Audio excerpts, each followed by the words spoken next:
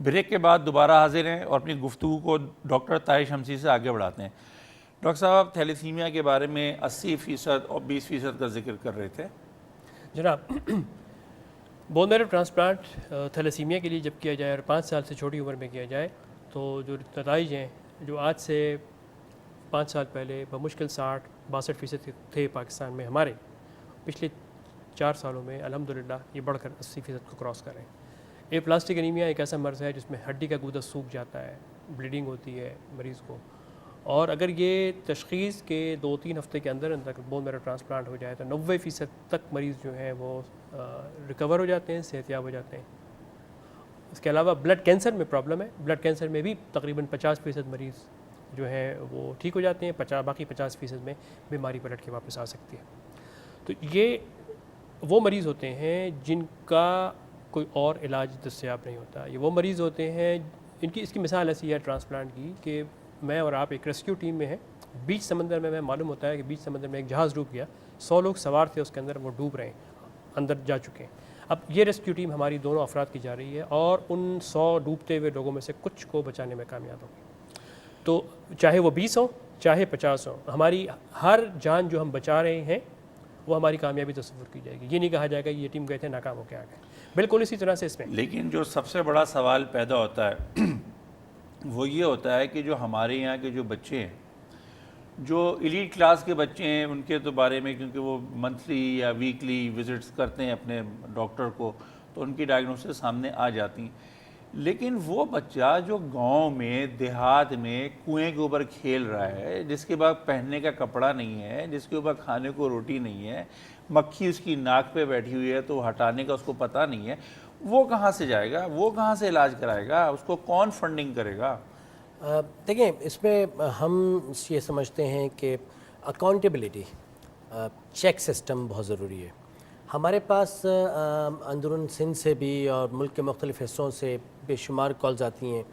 ابھی حال ہی میں گورنمنٹ نے کوئی 7 thalassemia centre with blood banks کا کروڑوں روپے کے بجٹس الاٹ کیے ہیں۔ وہ پیسہ ان 7 ضلعوں میں پہنچ بھی چکا ہے۔ اب وہاں سے فون آتا ہے باخدا، مطلب ایک ٹیلی فون کال کے اوپر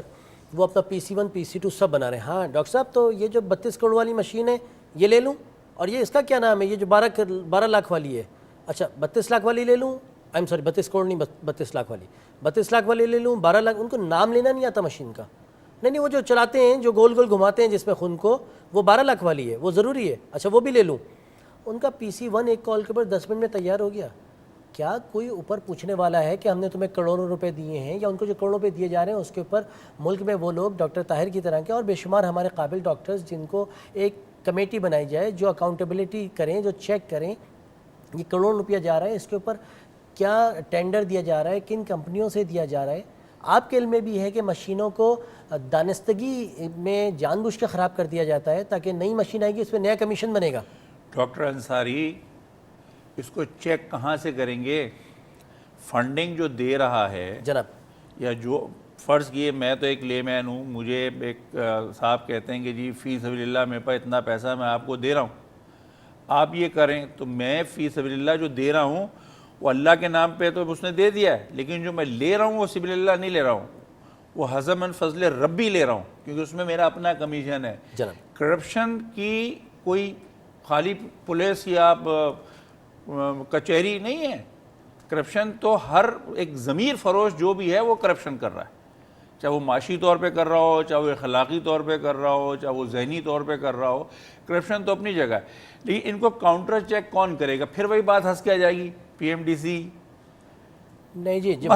بجٹ سیکریٹری ہیلتھ سے نکلتا ہے، بجٹ ہیلتھ ڈپارٹمنٹ سے نکلتا ہے، ہیلتھ ڈپارٹمنٹ اس سبجیکٹ کے ایکسپرٹس کو جمع کریں، اس سبجیکٹ کے اگر انہوں نے 7 تھیلیسیمیا سینٹرز کے لیے کروڑوں روپے کا بجٹ رکھا ہے تو سینٹرل کمیٹی ہونی چاہیے جس کو ان کو سب کچھ پورا پروٹوکول بنا کے دینا چاہیے۔ پھر وہی بات آ جاتی ہے، آدھی زندگی ڈاکٹر صاحب نے گزار دی، آدھی زندگی ہم نے گزار دی، بے شمار قابل بڑے لوگ موجود ہیں شہر میں کہ جنہوں نے صرف ان مشینوں کو خریدتے بیچتے اور ان کو چلاتے ہوئے ٹائم نکالا ہے، زندگی گزاری ہے۔ جب ہم اپنی ذاتی مشین خریدنے جا رہے ہوتے ہیں تو پوچھتے ہیں کہ آفٹر سیل سروس کا کیا ہوگا، مینٹیننس کا کیا ہوگا۔ جب سرکار کی مشین خریدتے ہیں جب کیوں نہیں پوچھتے؟ کیوں؟ کیونکہ آپ کی علی بات حاضر بن فضل ربی ٹھیک ہے، مگر جو اوپر سیکرٹری بیٹھے ہوئے ہیں بات تو ان تک پہنچے گی، بات تو پوچھی جائے گی ڈپٹی سیکرٹری ہیلتھ سے، سیکرٹری ہیلتھ سے، منسٹر ہیلتھ سے پوچھا جائے گا کہ اتنے کروڑ کا بجٹ آپ نے دیا، کون سی کمیٹی بنائی، ایک سینٹرل یونیفارم فارمولا کیوں نہیں بنایا گیا کہ بلڈ بینک کے یہ سٹینڈرڈز ہیں، یہ ہم نے کمیٹی بنائی ہے، اس نے یہ پروٹوکول بنایا، اس پروٹوکول کے حساب سے اس کوالٹی کی مشینیں جو ہمیں چاہیے منیمم اس کوالٹی کو جو میٹ کرے گا وہ مشینیں اتنے پیسوں میں خریدی جانی چاہیے،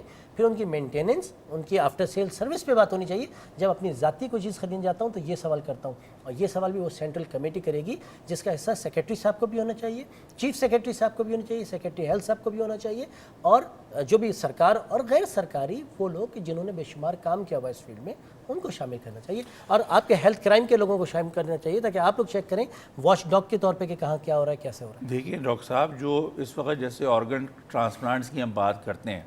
اب ڈاکٹر رضوی صاحب ہیں، ٹھیک ہے، وہ تو کہیں کمپرومائز نہیں کرتے۔ اگر کوئی شخص آ کے کہتا ہے کہ جی انہوں نے فلانے، تو میں کم از کم اس کو کبھی نہیں مانوں گا کہ رضوی صاحب جیسا اتنا دیانتدار ڈاکٹر، جس کے لیے مطلب لوگ لٹرلی میں نے دیکھا ہے جیبوں سے نکال کے پیسے دے دیتے ہیں، وہ یہ نہیں انتظار کرتے کہ کوئی مانگے، بغیر کہے دے رہے ہوتے۔ تو ایک ٹرسٹ لوگوں کے اوپر ان کا ہے، ایک قائم ہے کہ جی رضوی صاحب کا ایک نام ہے، ہمارا پیسہ ضائع نہیں جائے گا۔ تو اس سیکٹر میں بھی تو ایسے نام آئے نا، سر ان کو نام بھی تو موجود آگے ہیں، لائیے نام نا۔ موجود ہے نا۔ اور اس کے علاوہ آپ رضوی صاحب کو لے لیجیے کمیٹی میں، ان سے بڑا نام اور کون چاہیے، ان سے زیادہ قابل اعتماد، ان کے پاس وہ مشینیں موجود ہیں، ان کے پاس بلڈ بینک موجود ہے۔ ڈاکٹر طاہر شمسی نے اس وقت، ہم ان کو کہتے ہیں کہ جی دیوانے پاگل ہیں، کہ جبکہ انگلستان لوگ قوم یہاں سے وہاں جا رہی ہے، وہاں سے یہاں آ رہے ہیں، تو لوگوں کی تو کمی نہیں ہے آپ کے پاس۔ آپ اور پھر ہیلتھ میڈیا کے لوگ موجود ہیں کہ جو اس کو ہر ایک کے گریبان کو دیکھ چیک کریں کہ کہیں کوئی گڑبڑ اور یہ چیزیں ہوں گی، اور اسی طرح سے ہوں گی جیسے آپ چاہ رہے ہیں، ہم چاہ رہے ہیں انشاءاللہ تعالیٰ۔ یہ چیزیں سرفیس پہ لانے کی ضرورت تھی، وہ سرفیس پہ آ رہی ہیں اور ہوں گی صحیح۔ یہ تو کتنا ٹائم لگے گا؟ سر ہونا فوراً چاہیے، کیونکہ کروڑوں کا بجٹ اس وقت تھیلیسیمیا سینٹرز کے لیے، بلڈ بینکس کے لیے سندھ میں موجود ہے 7-8 تھیلیسیمیا سینٹرز کا کروڑوں کا بجٹ ہے، جس کو ٹیلی فون کے اوپر ہم PC1 ان کی بنا کے دے رہے ہیں کہ ہاں 32 لاکھ والی لے لو اور 12 لاکھ والی لو۔ یہ مذاق نہیں ہے یار، کروڑوں کی بات ہو رہی ہے اور یہ سب ضائع ہو جائے گا اس وقت اگر سیریسلی تھیلیسیمیا سینٹرز کو اس وقت اس پیسے کو اس وقت اگر نہیں مانیٹر کیا گیا۔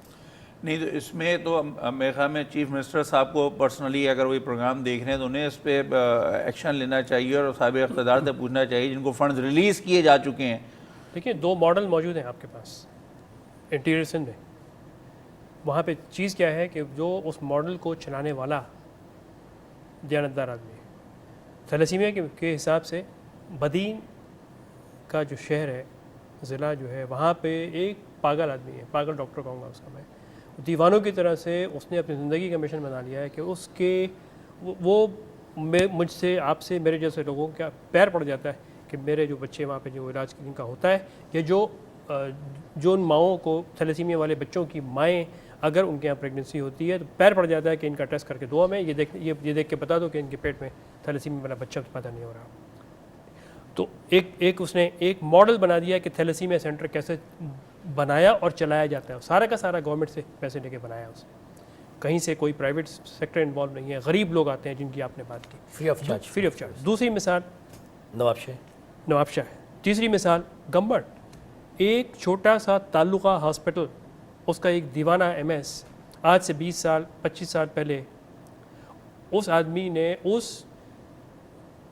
تعلقہ ہاسپٹل جہاں پہ وہ صرف ڈسپینسری میٹرنیٹی ہوم ہوتا ہے اور چھوٹا موٹا ایک ایمرجنسی ہوتا ہے، اس کو Gambat institute of medical sciences میں کنورٹ کر دیا اس نے۔ کیا کیا اس نے؟ یہی کیا نا کہ اس نے سال کے 365 میں سے 772 گھنٹے کام نہیں کیا اس نے، 772 دن کام نہیں کیا اس نے، اس صبح کو 8 بجے سے شام کو 4 بجے تک جو اس کے ڈیوٹی آورز ہیں اس نے وہاں بیٹھ کے کام کیا، کام کروایا۔ یہاں پہ کراچی آ کے منسٹری میں لڑا کہ مجھے یہ ڈپارٹمنٹ بڑھانے ہیں، یہاں پہ یہ مسئلے ہیں، میرے فنڈ دو، مجھے چلانا ہے، دیکھ لیجیے وہاں پہ۔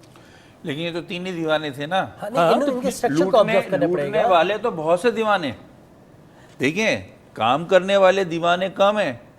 اور لوٹنے والے پاگل زیادہ ہیں۔ ان کا فرق ہے نا، جن کے پاس انسانی زندگی کی کوئی اہمیت نہیں ہے، کوئی قدر نہیں ہے۔ یہ تو خیر بحیثیت معاشرہ آپ دیکھیں تو یہ صرف میڈیکل اور نان میڈیکل کی بات نہیں ہو رہی ہے، تو میڈیسن سے متعلق کینسر کی میڈیسن بہت مہنگی ہوتی ہیں. ایک بعض دفعہ بعض انجیکشن ہے کہ 1 لاکھ روپے کے انجیکشن آتے ہیں. ٹھیک ہے نا. اچھا ایک مثال کے طور پہ ضیاء الدین ہاسپٹل کی فارمیسی, ٹھیک ہے, وہاں سے کمپنی سے آئے گا 10 روپے کا آیا, 11 روپے کا انہوں نے آگے دے دیا. اچھا یہ مریض کو اور اس کے لواحقین کو یہ سمجھانے والے کہ یار فلانی گلی میں چلے جاؤ, وہاں پہ تمہیں آدھی قیمت کا مل جائے گا, یہ تو لوٹتے ہیں. ٹھیک ہے نا. وہ وہاں پہنچ گیا, وہاں سے میری طرح بڑی بڑی داڑھیوں والے لوگ جو ہیں بیٹھے ہیں وہاں پہ, کچی گلی والے. اب کچی یا پکی کا تو مجھے نہیں معلوم, لیکن وہاں سے جب وہ انجیکشن لے کے آتے ہیں جو اوریجنل انجیکشن لاکھ روپے کا ہے, وہاں سے ان کو 50,000 روپے کا انجیکشن مل جاتا ہے. اور جب اس کو آپ ٹیسٹ کرا کے دیکھتے ہیں تو سوائے پانی کے,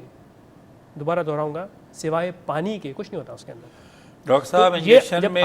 انجیکشن میں پانی ہے یا دوا ہے, اس کو ہم آگے بڑھاتے ہیں. ضرور. ناظرین یہاں پہ لیں گے ایک چھوٹا سا بریک, اور بریک کے بعد ہم طے کریں گے کہ انجیکشن کے اندر آدھی قیمت میں پانی نکلتا ہے یا دوا نکلتی ہے. انتظار کیجیے.